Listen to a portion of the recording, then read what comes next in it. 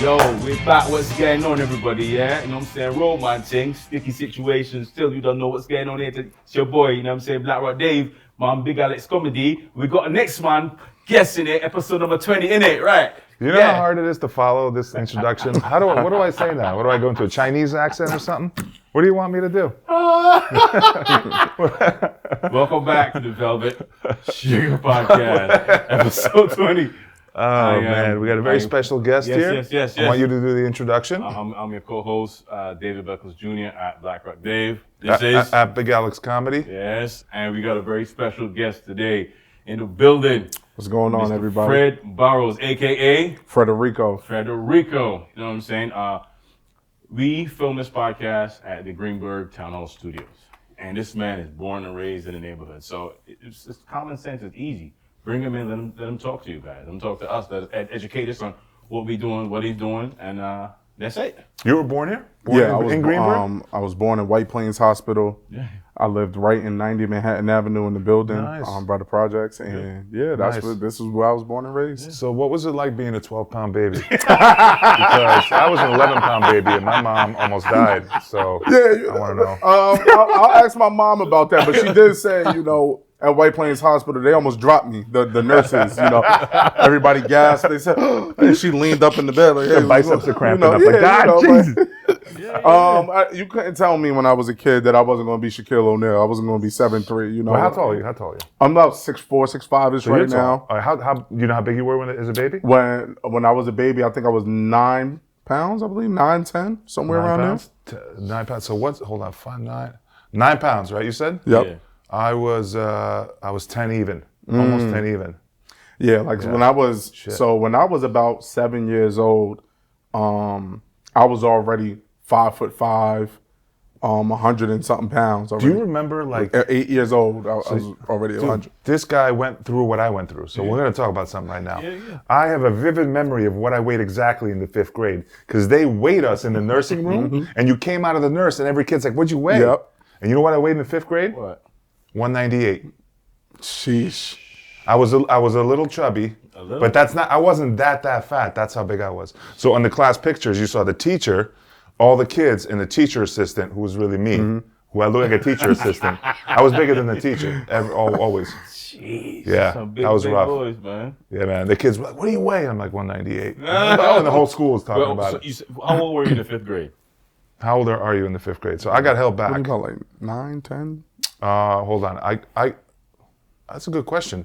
So my daughter's in the 8th grade and she's 13. Right. So let's count backwards. 7th grade. You're about 12. 10, 11 in the 5th grade. Around 11. So but I was a year older because I got held back. Right. So that means you were only here how many years? Like 3 years? I was here like 2 years. I came here in 2nd grade and 3 years later, but I got held back. Right. So that's really No, it's still 2nd grade, 2nd, 3rd, again 3rd, 4th, 5th, 5 plus 12. I was 12. So I was a year. Yeah, you're 12 in the 5th grade. Okay. See, I grew up in the British system. No. 11. Sorry. No, I grew up. We grew up with primary school and secondary school. So we had nursery, primary, secondary. That's how it is in the. Thanks, England. Yeah. You know what I mean? It's a whole different. Wait. Yeah. So okay. Did you still have your accent or no? No, I didn't speak any English. I was'7. No. That took about. I think. I don't remember because you're a kid. Maybe two years and it's gone. Okay. Yeah. Kids usually acclimate pretty fast. But I was more taller than wider, but I was still wide. But I was tall. Like, this is my Russian classmate. But I wanted to play basketball, and Fred here is a basketball player. Yeah. We were just talking. You know what? I saw you posted something a while ago that had you playing some clips. You playing ball in junior high, right? Oh yes. Remember? Yes. Tell us about that. Tell us about that. I played for a team named Greenburgh Kings. Yeah. Down at the community center, they had a team named Frenzy. Yeah. Frenzy was, really known around the area, especially in Westchester. Yeah. And me and my guys, we were rebellious. We decided we were going to make our own team. We had 2 of my teammates' dads coaching us, things like that. Yeah. And we became really good really fast. Yeah. Maybe within 2 years, we were already competing at the AAU Nationals. Your dad coaching you? No, my friend's dad. Your friend's dad. Yep, he was the coach. Dad. So let's talk about something. Before we started the podcast, we were talking, and you said, I said to you, what? So we're talking about football, and you said what? Your dad's what? Oh, my dad, he was in the NFL. His name is Sam Bowers. He played for the Chicago Bears. And I think 87, I believe that was. I wasn't born yet. 1 season, 2 seasons? I believe it was 1 or 2, One or somewhere two. around there. But he also played in the USFL for our now president's team, the New Jersey Generals, with Doug Flutie and Herschel Walker. Okay. History in the building. Yeah, so he's in the White Plains Hall of Fame, things like that. He's a Westchester legend for football for sure. I wasn't born, of course. What did he play? What position? Tight end. He played tight end. Yep. Oh, how tall?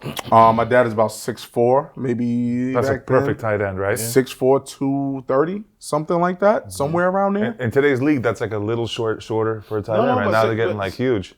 Yeah. Right? All these guys are like 6. Gronk was like 6'7", and Travis Kelce's like 6'7". No, Gronk is like 6'5". No. He's not 6'7". Yeah, I don't. I think Kelsey is taller than him. Kelsey's the tall one. sure. Gronk is like 6'4", 6'5". I think Kelsey's that taller than him. Okay.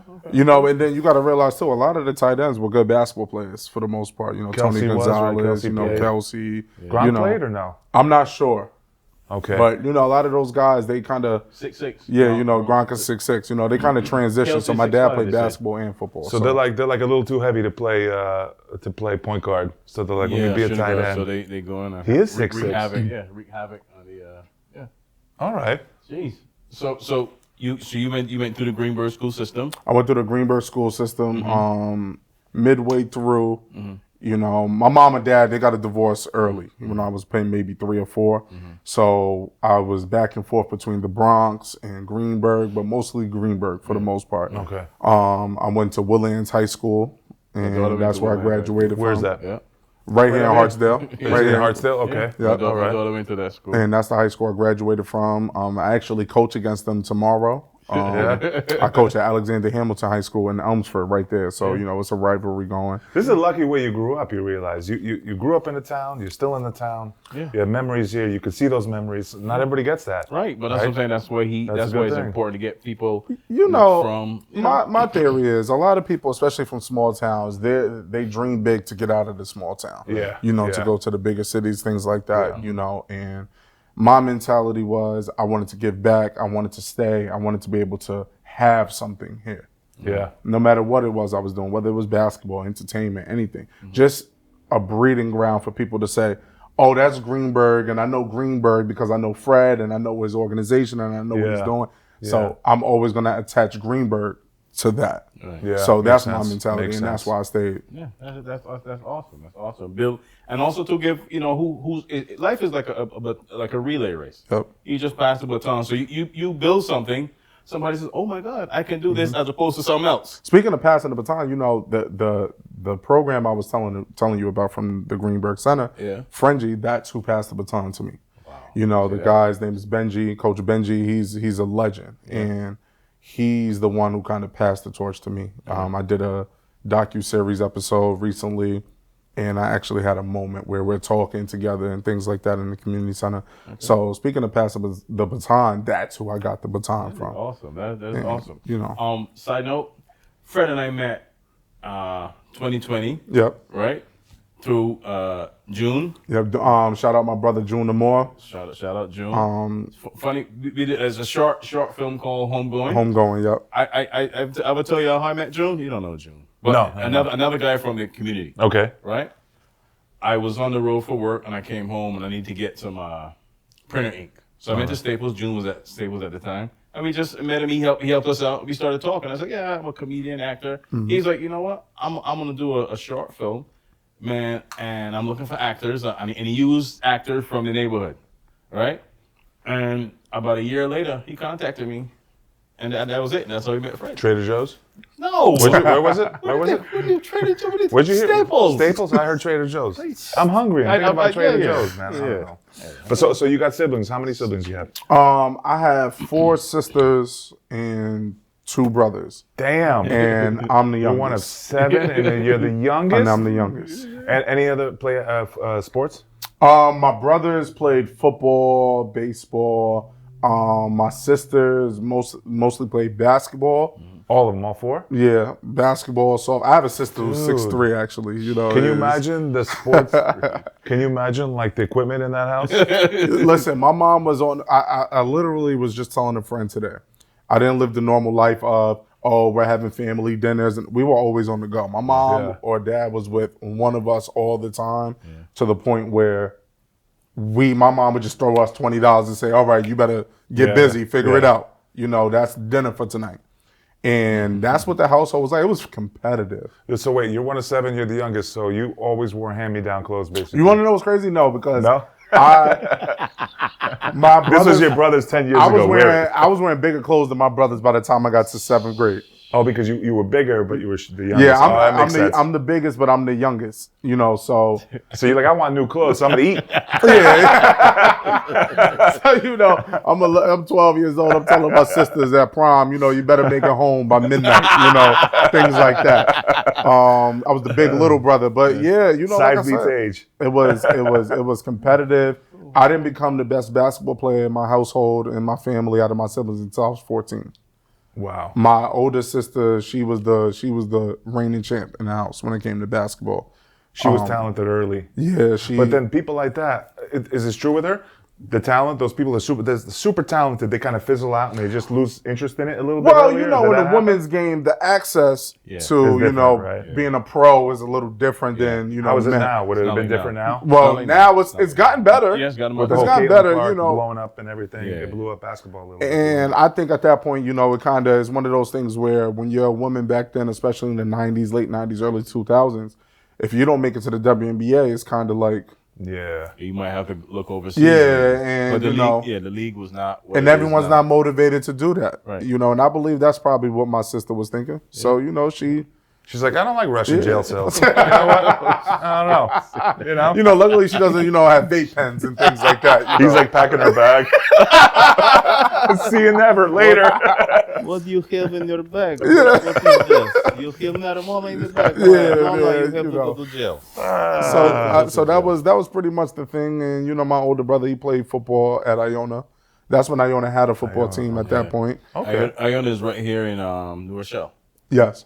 Yeah. And, you know, I learned a lot of lessons from my older brother. You know, this is in no way to smut his name, anything like that. You know, he got into some legal troubles, got into trouble in school, things like that. And I learned early. Yeah. Okay, yeah, college is not a joke. You know, the rules are different. Everything's different. This is not middle school, you know, and I learned so much. My sister literally used to sneak me into her dorm room with my other sister, and she would watch us for the weekend, things like that. And we would have to sneak around from the RAs and things like that. Wow. You know, so without them, without that, you know, dynamic, definitely I'm not the man I am today at all.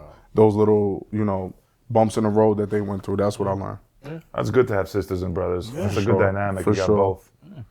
Yeah.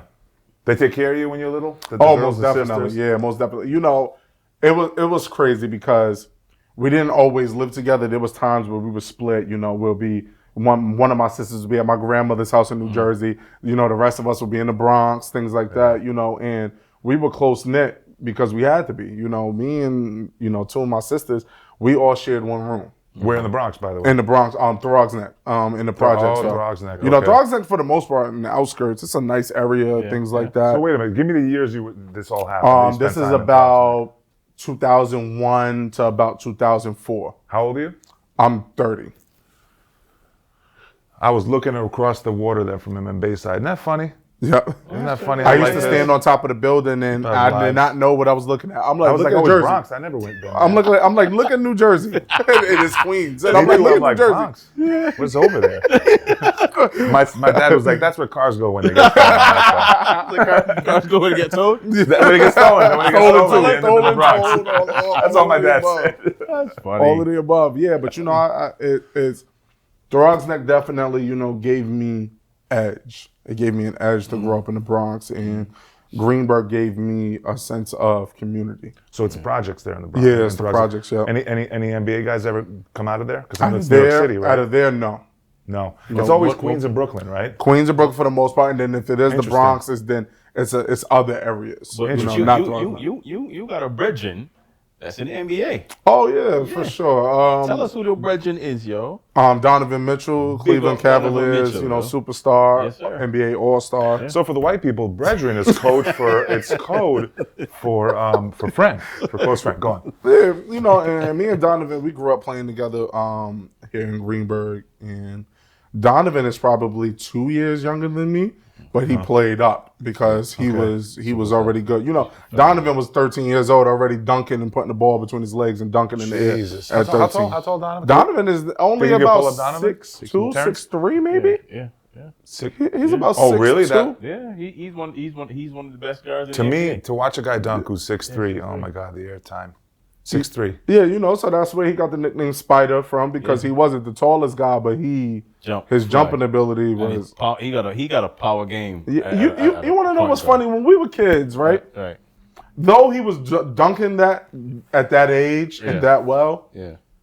me personally, I didn't see this for him.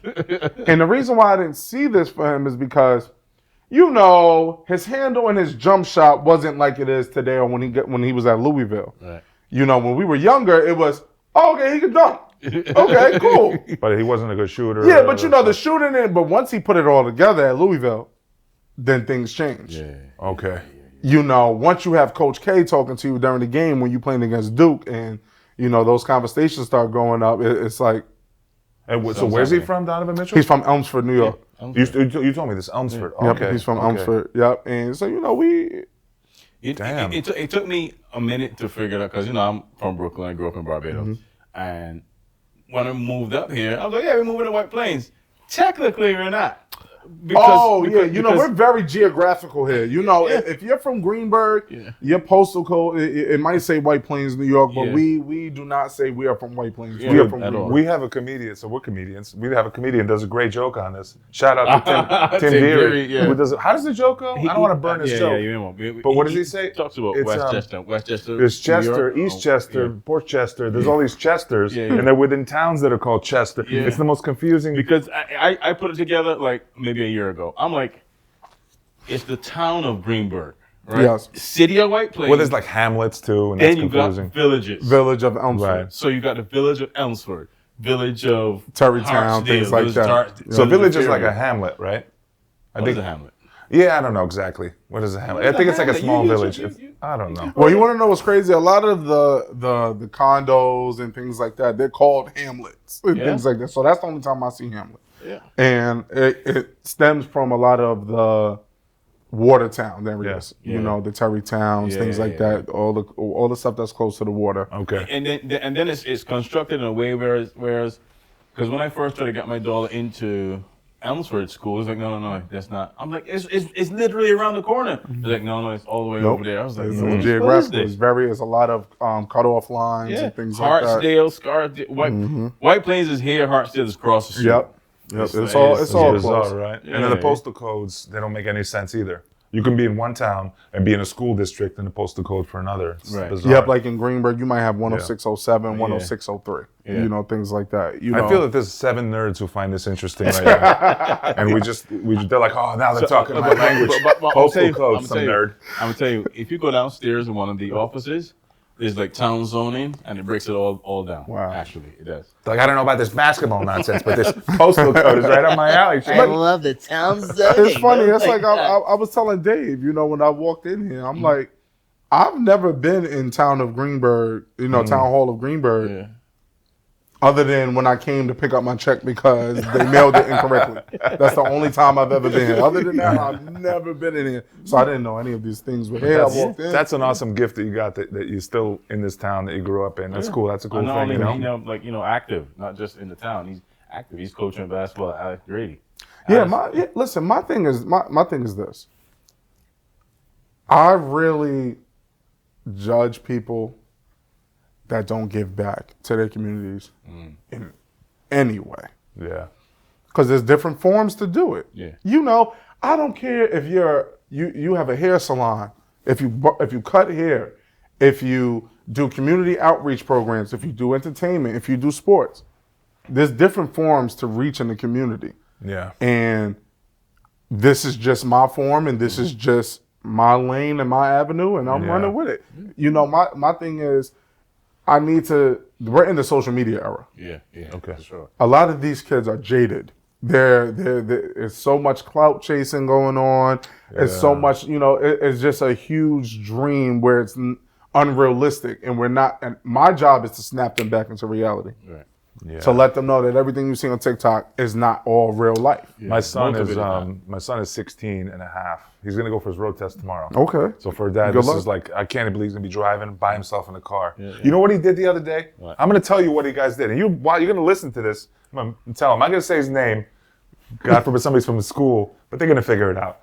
I drop him off at Planet Fitness, but he drove. So I drop him off to the Planet Fitness. I get out of the car, and he gets out of the car. And I go, hey, so you want me to get you a drink while you're in there?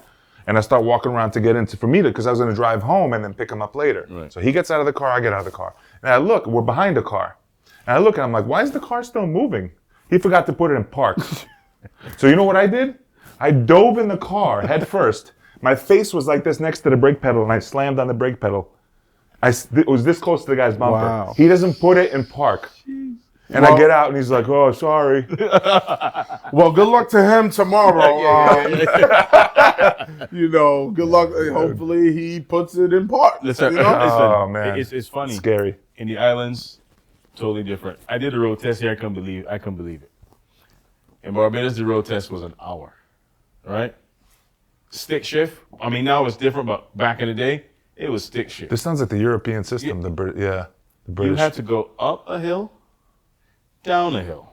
You had to reverse up and reverse down. Stop in and put it doing with your a clutch. stick shift. Yeah, with a stick shift. Wow. Then you're like, we have parallel parking for parking, but there you had these poles you had to back into evenly. Mm-hmm. Right. My auntie, God rest her soul, she got her driver's license in her 50s. I think she failed like twice before she got a third time. It wasn't no joke. You That's had to rigorous. stick to- yeah, it was. Yeah. God, was it? In Europe, like, you know what they do in my country? You got to take a 6-month class, learn the dynamic of like, you got to take a little class too where they have paperwork and show. You got to learn the insides of a car and the clutch. And it's a whole course, and people fail a lot. Yeah, you got to learn to But become now good drivers. most of the cars. Yeah, meanwhile, I'm upset that I got to do parallel parking like this as opposed to using the camera. I'm upset. yeah. And listening to this, that was crazy. I Yeah. never thought about what a driver's test in other countries would be like. Imagine going down the hill. You got to stop, all right? Put the car in neutral, pull up the handbrake. Then restart it, balance the clutch. Don't go back too much or else you fail. Right? And then you go down. You got to use your mirrors, your side mirrors, and go down. It was brutal. I'll tell you a little fact. My brother's a truck driver. Yeah, he has technically his own business, his own truck he owns. He loves to drive straight. No, so if you drive a car that's automatic, you're using, like, let's say, they say, because you ever zone out and drive because you've been driving a long time? Yeah, of course. So when you drive a car in automatic, even if you're an experienced driver, you use like 1 or 2% of your brain because you can zone out because it's so easy. You drive a stick shift, you're using, you know how much? Like 3 or 4. Look, I can look it up, but roughly I'm paraphrasing. It's 2 or 3 or 4 times as much. Wow. If you drive a semi like my brother does, it's got a 24-speed dual clutch.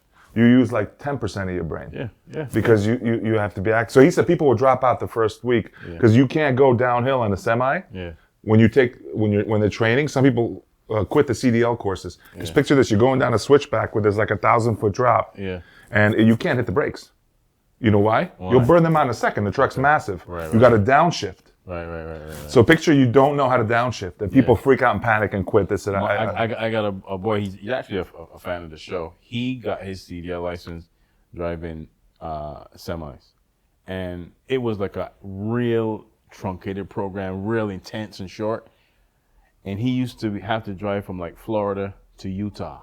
Wow. You know what I mean? Across, like, sometimes the GPS puts you like in this road, and it's a bridge that you can't go over, and you're stopping traffic in that little town, right? And the cop of the town is like, after he's done, he's like, he helped him back up. He's like, get out of here. Yeah, them little small town USA. My brother's been all over the country, and he's got a good story. I'm going to tell it right now. He drove, he was driving. You know how, like, with the CB radio, they could talk to each other? Yep. The guy next to him pulls up, and he could see the guy trying to talk to him, but it was a bad connection. But then he heard him, and the guy was saying, your brakes. He goes, what? They're on fire. So he pulls over, and his brakes are on fire. So apparently truck drivers got to get a fire extinguisher that sprays something like graphite, because when it's like a blue flame, like this battery fires from Teslas, you can't put it out with a regular extinguisher. My brother didn't get the extinguisher. It was $1,500. So he didn't have the extinguisher. So he just started, these brakes are going on fire, and it's going into the cabin of the trailer that he's trailing. He's trailing somebody else's load, because, you know, like you don't own that trailer. You just pick it up and you get paid for towing it to California or whatever. And he was halfway. He was already past like 5 states. And the fire is reaching the thing, and he's unclipping. You know what was in the trailer? What? It was 40,000 pounds of fire starter logs. Oh! So he showed me an after picture of the trailer, and he showed me like a beginning, middle, end.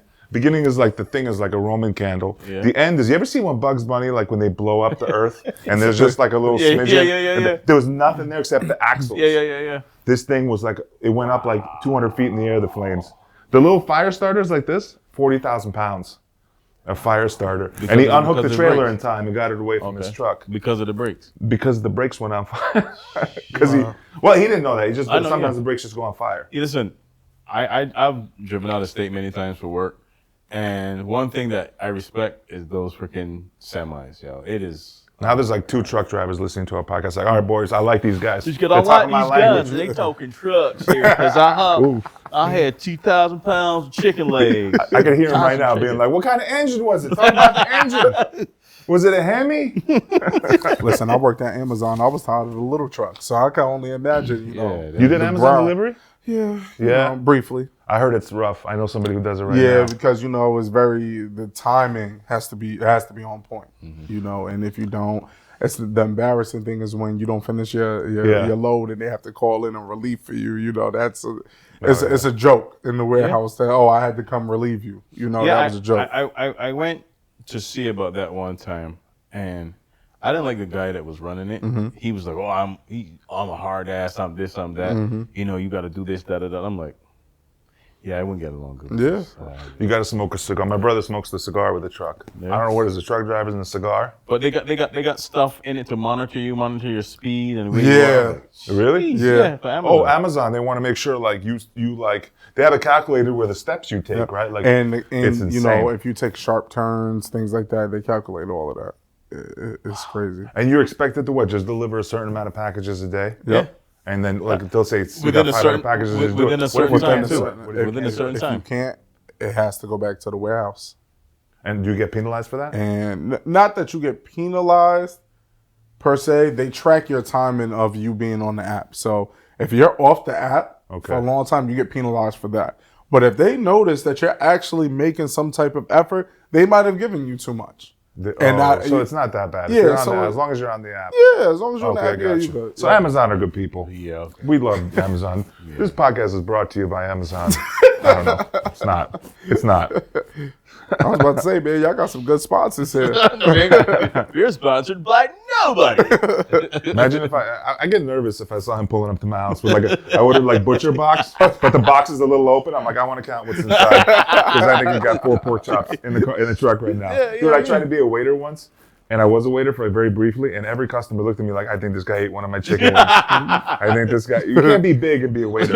For sure. People were like, this guy was eyeballing my French. He took a French fry. Yeah, I'm like the smallest person here. That's just rare. You're looking really small right now. I'm like, little man. Yo, little man. You're like Murph. Going to the next. Yeah. We had a guest there. He was like this big. We made him look so small. You're that guy now. Yeah. My a job that I was no good at. You ever see those guys that try to sell tickets, theater tickets, like in Times Square? Oh, I love it. Theater tickets? Yeah, theater ticket. On the street? Yeah. Oh, like barking they call it in comedy? Red barking? For comedy it's barking, but like you actually try to sell tickets to a show. I'm like, I don't believe in this. It's all tourists, right? Yeah. And it's all tourists. Okay. I was like, yeah, I'm not good at this at all. This is. You ever try sales? Yeah, you ever try sales? No. I worked at Under Armour. Okay. And when it first opened up in the Westchester Mall, you know, we put the store together, everything, and then you know, I was in sales for sure. I think I would like to say I have the gift of gab. You know, you do though. You do. You know, it was funny. One time they tested me, so I sold to this man $2,000 worth of Under Armour gear, and he went into one guy. $2,000. $2,000. One guy. and he went to every section. Golf. Why did he buy this much? Basketball, What was possibly the football. reason? So He was white. So we get to the end of the shift, and my boss brings me into the office, and he's like, "You did a great job today." I'm like, Okay. "I do the same thing every day. What was different today?" He was like, "You sold to somebody who's high in the corporation of Under Armour." Oh, he was testing. He was testing. They were undercover on It was you, undercover. He was undercover, and I did a great job, and I think that was one of the best moments. Wow. So I was right. He was a white guy. Yeah, he worked for Under Armour, So it was a big, and that's when Steph Curry had his shoes out at the time, and that was the big thing, And Wait, they did all that testing for you? Were sales? yeah. That's a big test for sales. They do that? Yeah, they do that. So the test, They the test test their was secret shop. Yeah. was about me, but it was really about my bosses Yeah. Oh, they wanted to see the operation of the store because it just opened. So they wanted to see. if you were rude to them, they would have got fired. Most definitely, Probably, or I definitely Yeah. would have been fired that day. Yeah. So that was the moment I realized I can pitch. I you could could pitch. Fred, You you think Right. you're a good guy, but that's not working out. It's not a good fit. Seems to be a little bit rough around the edges. Yeah, it was. So that was the moment I realized, okay, I could do this, and I went to school for business. I went to school. That's what all athletes do. When they don't know what they want to do with their lives. Yeah. You know what the typical college degree is for? Like I played football in Division II, and I wasn't good. But you know what the average degree is? Is it the same for like athletes in basketball? What was it? Criminal justice. Criminal justice. You're Yeah, a criminal justice. It's major. always business or criminal Why justice. is it criminal justice? I guess because a lot of them are like they're big guys, they're athletes. Like I know personally athletes who didn't, who went on didn't go pro. Obviously, after college, they were cops. Firemen, criminal justice, or firemen or something. A lot of my teammates just wanted to know how they can get around certain laws because that's a good reason. they were too. breaking a lot of laws, so they yeah. wanted to learn how to get around it. Yeah. But business was definitely because everybody we're all in class together and everybody's like, yeah, I'm gonna be an entrepreneur, and then we realized junior year it's like It's a lot of work. the NBA dream is going away. What we gonna do? Yeah. For girls, it's communication and psychology. I thought it was nursing. No, that's trending now. That's popular Yeah. now. But that's a smart thing. That's a good. But you get a degree in communication or psychology, you might as well not have a degree. Yeah. Because you ain't gonna get a job. You ain't gonna get a job, baby. What'd you go to school for? I went for for football. Yeah. I went to CW Post. Okay. Which is a D2 school Yep. that like I was drifting. I didn't know what I wanted to do, and I finished the first season. Second season, I got a second concussion, and I said I'm done with this, and I quit. But I did track. Okay. And I turned out to be really good in track at the D2 level. Okay. And Tell us what sport. the track, the throwing Makes events, it- discus makes and it hammer. a But I was a sprinter. very good hammer thrower. They had a really good coach there. But what happened with football was I after 2 years I didn't the second year I quit. I started because I got redshirted. I only had 3 seasons of eligibility for track. Yep. And in 3 seasons I was third in the country in D2 in the weight throw, indoor that's weight throw. amazing. Yeah, and so if I had 1 more year, it would have been good because then I would have, but I didn't get that chance. But then I majored in radiologic technology, MRI. So what I do is I like MRI, CAT scan, that type of stuff. Okay. I do that. Yeah. But like nursing, like like I'm talking to my daughter now, and like that's a great field. You come out of school, you're making 120,000 out of school now as a nurse with a 2-year degree. You can't. That's why it's trending. Because people see the jobs out there and they see what's going on and making money and how much houses cost. I did communications, Okay. but because I can tell my Caribbean parents, hey man, I want to do comedy. I want to do comedy. Listen, my mother is from St. Thomas, Okay, yeah. so I get it. I completely understand. I couldn't tell my mom, I want to be a rapper. That wasn't Yeah. that wasn't the thing. And I had a godfather that had more of a handle on the educational system and stuff. He had me take every city test you could. I was city correction officer, firefighter, police officer, bus driver. Yeah. What's that one? What was the one that court officer. So that's a good one. I know somebody that's a really good one. Yeah, that stands next to the judge. Yeah, actually, I would have loved to have done that one. That's a good one. I think that started like right off the bat, 65,000. You know, in the 90s, you started at 65,000. No, that was good pay, and it's still good pay today. And you had a gun too. You got a gun. And there's always a black guy in the court, right? Dun, dun, dun, dun. You always smile. Remember the guy who murdered somebody? Yeah. Well, that was on Judge Judy, right? Or one of the other judges. One of those. Yeah, you'd be good there. Yeah, you know? be like, all right, and I put on a fake Jamaican accent. All right. Quiet, no bumbo. Quiet. Once in a while, somebody lunges for the judge. One of those lunatics, you gotta like. Idiot. Oh, you ever seen those videos? They gotta dive in to stop him. Yeah. You know? Yeah. I'm gonna beat him like a plantain. I'm gonna beat him like a plant. I don't want to do the Jamaican accent because my friend I realized said I it's just horrible did when I the do Oh it. God. But we comedians, Oh, for man. sure. So we was we get into accents and characters and all that stuff anyway. So I mean that's Oh, I had a specific question. No. So we talked about before the podcast started that I asked you played football and your dad was a pro. But what did you say? You said no. No, I strayed away from football. The expectations were too high for me to be his son and play football. You know, the moment I had a football, I was about 4 or 5, and everybody, NFL, you know. No. So that You feel led pressure. me- You felt the pressure. Yeah, you know. And Did he give you the pressure, or more like the You family? want to know what's funny? I'll say this. I don't even recollect a moment where my dad said, "You playing football, That's or cool. you're going to That's try good. football." The most my dad ever did was my later years. He would say, "See, if you played football, you could have probably had this type of opportunity. You would have been an extra tougher player in basketball, things like that." You know, he did things like that. But growing up, he never pressured me. But then again, when I was a kid, I instantly became good in basketball. There was never a point. I'm just being honest. There was never a point in my life where I was not good in basketball. Did you thought you were gonna be pro? Honestly, I really did. You know, they throw out rankings and things like that. You know, by 5th grade, I was top 5 in New York City and things like that. Damn. You know, so you couldn't tell me I wasn't going to make it. But I realized by the time I hit high school, my work ethic wasn't there. You know, I was good, I was talented, and I got by, and that got me a scholarship to college. But I seen some of my friends, you know, the Donovans, and you know, some of my other teammates on AAU. Go high major Division I, you know, Kentucky, Duke, Connecticut. You think and I'm like, I'm not, it's not me. But you think if you that somehow had a different mindset and you put the work in, you could have been there? My work ethic was my only downfall.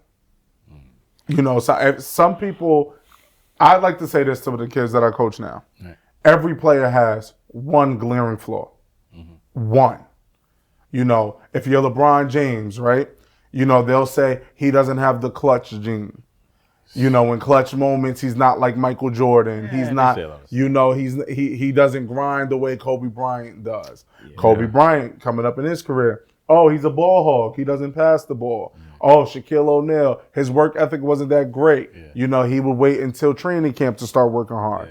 Everybody, even from pros all the way down, has one glaring flaw, and I think my work ethic was mine. You know, because I relied on the talent for so long. And when I was a kid, I was abnormal sized, you know. So then when I get to the end of my middle school career and I start seeing kids or 6'10", 6'8" already in middle school, I'm like, Jesus. Now I'm an undersized big man. I go from the biggest kid on the court, I got to bring my birth certificate to my games in junior high school to now I'm the undersized guy. I'm Draymond Green. What's up, shorty? Yeah, you know. And so, but what led me to basketball ultimately was me honestly despising the fact that all I did was hear about my dad's football career. You wanted to be your own man? I wanted to be my own man. I wanted to be different. That's Everywhere we went, I know he's playing football, right, Sam? You know, it was everywhere. Yeah, it's always those friends that say stuff like that. But I noticed it's never the parents; it's the friends. Yeah. So what made you went from player to go? I can coach. When I realized I graduated college and I'm looking around and I'm like, what am I going to do next? Okay. You know, when I was playing, I never thought about coaching, ever. It was never a thought in my mind. When I graduated from college and I told my parents on senior night, this is it, and I seen how it broke them, emotionally because of all the time invested. You know, my mom says to this day, you know, those were some of the best times of her life, being able to travel with me and do certain things with basketball. You know, the moment I told them that and I saw how it affected them immediately, it put me in a dark place. You know, I don't mean to go into the emotional side of things, No, it's all right. but it is what we it hear is. the Velvet Sugar podcast. We can have feelings sometimes. You know, so it put me in a very dark place. After my college career was finished and after basketball was finished, you know, I often thought about, am I just going to stay at this job my entire life? What's What age next were you for when me? what you're talking about now? What age? I'm 30 now. That was about 22, 23 years old. That's also when I went, I guess, like we got a little similarity there. Like as an athlete, when you quit sports, you do go into like this depression almost. When I was, did you hear your whole life how big you are? And Yeah. This? You remember when you're like about 21, 22, when you're done with that and you just tell somebody how old you are? Like I would always tell somebody, they'd be like, how tall are you? How old are you? 19, oh my God. And then when I hit 21, 22 and you tell somebody, they just be like, they didn't ask or they didn't care. You're now in the adult world. They don't give a shit. Yeah. Who cares? and then when you're start just to- another guy. Not a big guy. Yeah, and you don't get start that to attention. realize You don't get that the attention anymore. It's the gone. attention It just factor goes is just away. gone. You know, Yeah. and I hid behind being an athlete, you Yeah. know, for almost everything. You know, it was my whole genetic makeup. It was literally my alter ego, everything. And it's almost like I'm Bruce Wayne and I light the Batcave on fire. I have nothing. No Alfred, nothing. Like That's it's big just, fucking Bruce Wayne. you know. So it's almost like, you know, I have nothing, and that's what put me in a dark place. And then one day, I was having fun with my college friends. It was my senior year, but you know, it was the end. Season's over, so I'm done.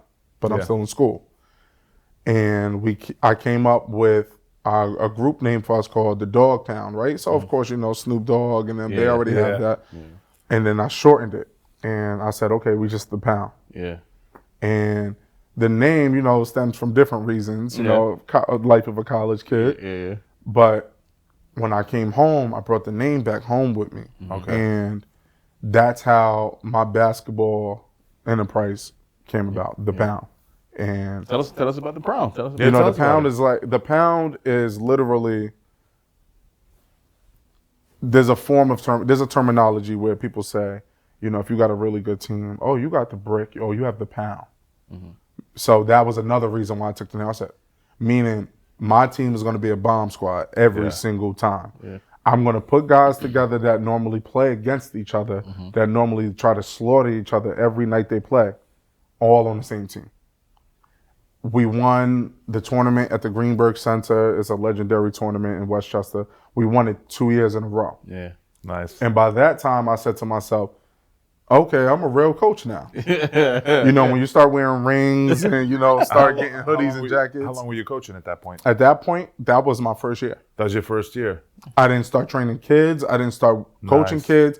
I went straight to grown men. Wow. And that's what laid the foundation for the kids to look up to us and start looking at me as a valuable coach. And now you teach. Now you coach. now kids. I do all the above now. all of them. And All you, of them. from Okay. fundamentals right up to. All the way from 6th, 7th grade. I coach a modified team now. Who do you like coaching more, the adults or kids? Don't worry, the kids aren't listening. They're not gonna cry. I enjoy. I've never been asked this question. This is funny. We hear the put Velvet him on Sugar the spot. podcast. Yeah, it's a tough question. I enjoy coaching the kids. See that adults? He doesn't like you. He likes the kids more. You're just there because you got nothing to do. Go back to your wife and stop with the basketball, all right? You're not gonna go pro. You're 40. You know, You're like that guy in the stands with a baseball glove. It's not. You're not in the game, all right? All right, go I'll ahead, say sir. this. You know, the 'Cause kids. I think you get to pour into the kids. Yeah, I get to pour in more, and they have, because of how good my grown men teams are, Yeah. they have no choice but to listen. Nice. It's almost a situation where it's like, you know what, he has to know what he's talking about. Right. Yeah, And- kids are funny. They think they know everything, and they want to see you be like really successful to prove it to them. You could have a resume; it doesn't matter. You know, They I want to see almost you had prove it. a super surreal moment happen 2 summers ago, and I feel like I'm lying talking about it. Like I feel like right now as I'm speaking, I know it's something that was going to happen, Still hard to believe. but it's hard to believe. I almost coached LeBron James. Oh. at Dykeman Park 2 summers ago. Wow. I'm very well connected with a financial literacy group called Earn Your Leisure. Yeah. Okay. And they are heavily connected with LeBron and his people. So, you know, one summer I'm working at the summer camp with the kids, and it's about 8 a.m. Yeah.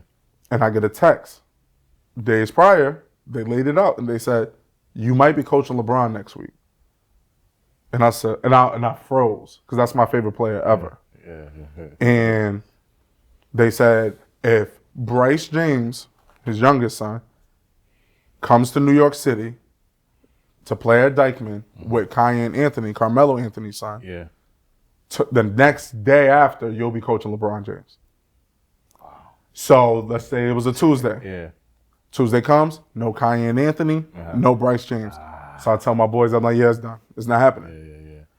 The Wednesday morning comes, I get a text while I'm at work, and it says, Bron is in the city. And I start hyperventilating. And I start sweating, or like I start losing. And my boss is like, what's wrong with you? And I'm like, I think I'm about to coach LeBron James tonight. And my guy said, we're going to the airport to pick him up now. So they're in the car with him. They're with him all day. Yeah. So now time is getting closer. People start calling my phone. I didn't tell anybody. Yeah. They told me not to tell anybody. Right. But somebody must have told on somebody else's end. So now people's calling. Oh, I hear you doing big things tonight. I'm like, what you talking about? I don't know. I know LeBron is playing with you tonight. And I'm like, oh, okay. Yeah, of course. So then, you know, I get to Dykeman Park, extra police presence, Wow. undercover agents. Where's I'm like, Dykeman Park? And it's in like borderline Harlem, the Bronx, but it's a Harlem. Okay. You know, and that's the hottest street ball tournament in the world right now. Yeah. Okay. And I seen the undercover agents, and I'm like, oh, what's happening? Because they're not normally here. Right. The Sprinter van comes up with my guys. They get out first. No LeBron. So I go, where's LeBron? Yeah. He did a taping for his show, The Shop. Yeah. And I guess guests were showing up a little later than what they expected, so it had to be pushed back. And that's the reason he didn't play. And then I actually heard about that. And what he actually did when that happened is he actually flopped. Which is ironic because who brought the asshole? Who brought the asshole? Sorry. Where's the foul? Oh, God. So, you know, when moments like that happen, Yeah. I say all of that to say this. When moments like that happen, the kids buy in a little extra. Yeah. And it's like, you know, then I have the Pound Invitational, my high school all-star game at Yosemite Park in Greenburgh, and Donovan Mitchell sends over 60 pairs of his own personal sneakers, Oh, awesome. you know, for the kids to play in That's and for the awesome. coaches to wear. Yeah. So when that happens, now the kids are like, oh, yeah, they know what they're doing. This group knows what they're talking They about. get nervous, the kids? I think You think? a little bit. They're just excited. I think so, but I think for the most part, you know, they attack the situation at hand by, you know what, I'm gonna work hard because I want to be on that level that Donovan is on, to where I can it sing. motivates you. Yeah, it's a different type of motivation. Me and Dave are comics, and if we go see like a high-end comic or like a known comic, you come back, we're like, oh, nothing motivates you like seeing it real pro He at a high level. He actually got to host for Colin Quinn. A guy named Colin Quinn, yeah. Last year. You know, he Yeah. got to host Yeah. Quinn. Yeah, you know, And then- situations like that, that's the best motivator, to see somebody on a level that you want to be on. Yeah. Listen, if it's in you to have the competitive nature and to want to be better, Yeah. it's only going to make you want to be better. True. It's- so it's- let me yeah. ask you then. Do you think then you would take, let's say, a college coaching gig if it comes up? College coaching? I think so. Yeah. I think so. Do you have, because you're familiar with the game you played, you're on the game obviously in connections, do you think you got any kind of eye on the NBA? Any kind of assistant coaching? If that's far fetched for me at the moment, Right. but if it was to come up, I'm not trying. Listen, you'd be surprised what happens. Let me tell you a quick story. So when I played Relationship, D2 ball, I played at CW Post, right? And my offensive line. In football, there's every coach for every. So I was offensive line. Right. My coach was a guy named Kyle Flood, and the guy. You follow football at all? College football or Slightly. a little bit. All right, so he coached me 1 year, and then he left. And I was like, this guy's the best. He was so amazingly nice. And coaches aren't like that in football. Yeah. They're like, like kind of like grunts sometimes, Yeah. This guy was a smart, intelligent coach. The offensive line was amazing that year, and so he leaves the next year, and this was in 1998. Like 5 years ago, I'm watching TV and I see a whole Rutgers scandal. He's the head coach. He's the one who got in a little trouble because he visited you can't recruit a sophomore. He got in trouble for that, talking to a kid too early. Wasn't nothing like super bad, but making millions coaching Rutgers. He was the head coach of Rutgers. Wow. Offensive line coach D2, head coach of Rutgers. Yeah. And that salary was like, you look him up, it was like a couple million, whatever it was. So Fred, man. So Listen, you go from I would D2 to never that. turn that Yeah, down. yeah. But like I said, I'm taking it one step at a time. But I'm making it to a point where the kids that I coach and everybody around me knows. Listen, if those situations come up, I'm taking it. Of course, And of course. they'll respect that. Yeah, but I love coaching them way more than the men. The men, it's like I'm a glorified chaperone. Coaching grown men because You're listening. I get Try all harder. Yeah, Try harder. I get all the credit when we win, Stop blaming your knees. and it's your all bad my back. fault when we lose. Yeah.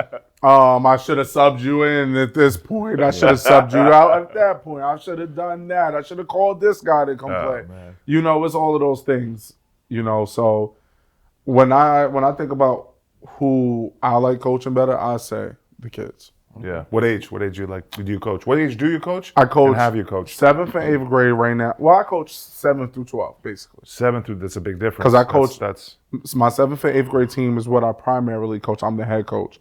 I'm an assistant for a varsity team Okay. for high school. okay. So, when I'm done with this group, I go to the other gym big to that difference group. from 7, And it's 8 to- totally big difference. Yeah.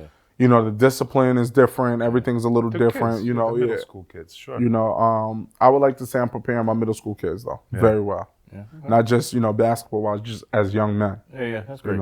And that's my main thing. Yeah, because most kids that get involved in sports, even if they may not make it to the highest height, the pros or whatever, they're able to take these fundamentals and apply it to every aspect of life. Because it's sports. To me- being good at athletics and sports is about a discipline. Dude, and a person. If you play sports or in the military, those two things go so hand. You have a different work ethic, a different outlook. I think of course. if I played more sports, I think I'd have been a better comedian, discipline wise. Because sometimes you don't want to write. Yeah. Sometimes you don't want to. Like, hey, I don't feel like writing. But I'm doing a little better at that. But yeah, most definitely. So it's the Pound, my organization. We do girls high school, boys high school, and men. So, is there any? Are there any websites where, like, if I want to go see tournaments in Westchester, I would go see that. I didn't even know that even existed. So one of the top tier tournaments in Westchester right now is in White Plains, New York. Ferris World Ball, and we won a championship there. That's where we got our start to kind of get our name out to branch off into New York City. That's every year. That's every summer. Yep. And you coach that. Yep. And I coach in that tournament. We got. Where's that located? White Plains. White Plains. We got 3 minutes left. So give us your handle. Give us all your handles. My Instagram handle is Federico_the Pound. I also have another handle for my team, The Pound Hoops, on Instagram. Right. And that's pretty much it. But if you want to watch anything, shout out to my guy Chris Gotti. There's an app called Clash TV, and you get to see every tournament in New York. So, want to know what's my dream? I'm going to tell you right now. I'm not lying, because we're comedians. So we're just that's how we are. We're attention-seeking show people to go at any level of sporting event to commentate, the color commentator. You have the serious who know basketball. yeah. Like Bill Burr did that for a yeah. football game. He used to laugh. I want to do that so badly. Sit there and commentate for This guy's got a big head. Oh yeah, let's get it done. I'll make it happen. You hear that? Oh, I'll make it happen. Whoa, it's happening. Color commenter Alex Kohler, comedian Alex Kohler. I might get jumped by some of the players. I heard you on the podcast saying we're no good, and the kids are good. Then they'd be like, "No, he's Russian, y'all. Not chill." You know, so I think we're gonna do a live stream from home. You know, I don't know if you want to be there or not. You know, it's a little intense. Man, this has been fun, Fred. Thanks for coming through, man. This has been Thank fun, you. I man. appreciate you guys. Yeah, man. Absolutely. So much. Yeah, my brother. You already know. You know that. Yep. You know that. Man, This is a very different handshake. Yeah. That's all right. That's all good. I'm gonna dress You know. I'm looking at your hands. All right. I was exciting it. I was exciting. All right, say good. All right, taking notes. Yeah. All right. Give us your handle. Give us handle. At Big Alex Comedy. I'm at Black Rock Dave. And Also, this is the Velvet Sugar podcast at Velvet Sugar. Tell a friend to tell a friend to tell a friend. You know, give us a listen, give us a like, leave a comment, man. Tell a friend about it. Say you can even say we suck. At least it's a comment. It's a comment. You know what I mean? That's what we want. Yeah, man. It's been fun. How much time we got? Like a minute left, almost. What we want to do in a minute? Well, you went from you look at your life, man. 12-pound baby to one day possible pro coach. Yeah. You don't know what's gonna happen. It's been a journey, but I'm all for it, man. Yeah, Thumbs up. because especially these days, you never know. Coaching opportunities could pop up anyway. It could be Europe, it could be South America. It could And be listen, the if Middle it East. makes sense, I'm taking it. Basketball is growing and growing all over. Like in America, it's always been big. Yeah. But like what's happening in Europe with basketball, is it growing also in South America, China, Asia? Yeah. It's growing I everywhere. don't know. It's so global. It's growing everywhere. Chinese, they're just not Men and women, it's growing. Chinese just. And you got a ton of like Yugoslavian, like the Serbian, Croatians coming over, Slovenians, right? But the Why you Chinese gonna are laugh? still short. That's why. The Mexicans and the Chinese and they're Yeah. like Mexicans like we want to play, boy. I know. Right? No, but it's good. Got David Stern started that to make the NBA global, and I think it has been it's not rivaling soccer because that's insane. That's on another level. But basketball is still global. Yep. It's global. It's a global game, man. So hey, man, this has been fun. Thanks for tuning in, and we see you again. This has been episode 20 of the Velvet Sugar podcast. I'm not doing this together with Alex. This is ridiculous. No. Let's go. The pound, the hottest ticket in town. See that? I learned 2 minutes ago, and now sorry about that. Aggressive. All right. All right.